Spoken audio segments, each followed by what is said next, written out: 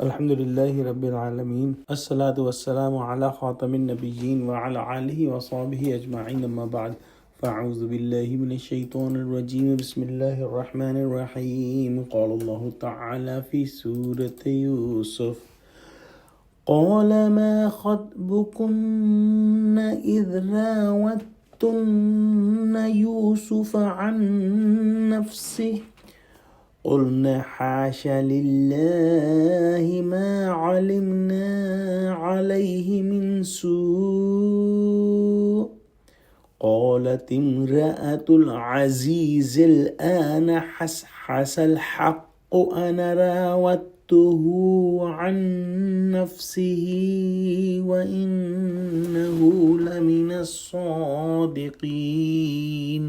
ترجمہ: بادشاہ نے عورتوں سے پوچھا کہ بھلا اس وقت کیا ہوا تھا جب تم نے یوسف کو اپنی طرف مائل کرنا چاہا؟ سب بول اٹھی کہ حاشا للہ، ہم نے اس میں کوئی برائی معلوم نہیں کی۔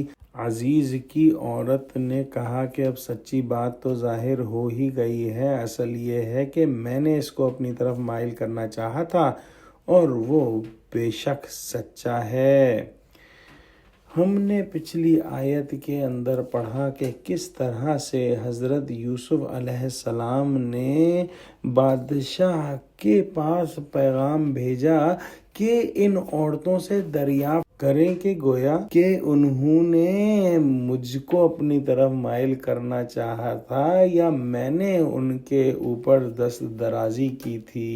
لہذا جب حضرت یوسف علیہ السلام نے بادشاہ سے سوال کیا تو انہوں نے ایسا عنوان اختیار کیا کہ گویا وہ پہلے سے خبر رکھتا ہے، تاکہ یہ دیکھ کر ان عورتوں کو جھوٹ بولنے کی ہمت نہ ہو۔ نیز یوسف علیہ السلام کی استقامت اور صبر کا اثر پڑا ہوگا کہ بدون اظہار براعت کہ جیل سے نکلنا گوارا نہیں کرتے اور کہتے ہیں کہ ان عورتوں کے جو چالیں ہیں وہ بری ہیں اور میرا رب میرا اللہ ان کی چالوں ان کے مکروں سے خوب واقف ہے۔ اور جو ساقی تھا اس نے بھی واقعات وغیرہ سنائے ہوں گے، ان سے بھی یوسف علیہ السلام کی نزاہت اور عورتوں کے جو بھی مکر تھے ان کی تائید مل گئی ہوگی۔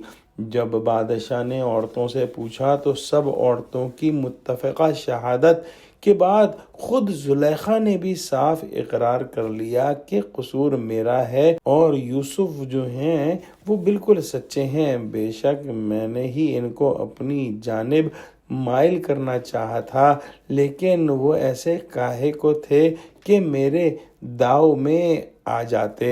دعا کرتے ہیں کہ اللہ سبحانہ و تعالی ہم کو قرآن کا فہم عطا فرما، ہم کو سچوں سے جوڑے اور ہم کو صراط مستقیم پر قائم فرما دے، آمین۔ وآخر دعوانا الحمد للہ رب العالمین، والسلام علیکم ورحمۃ اللہ وبرکاتہ۔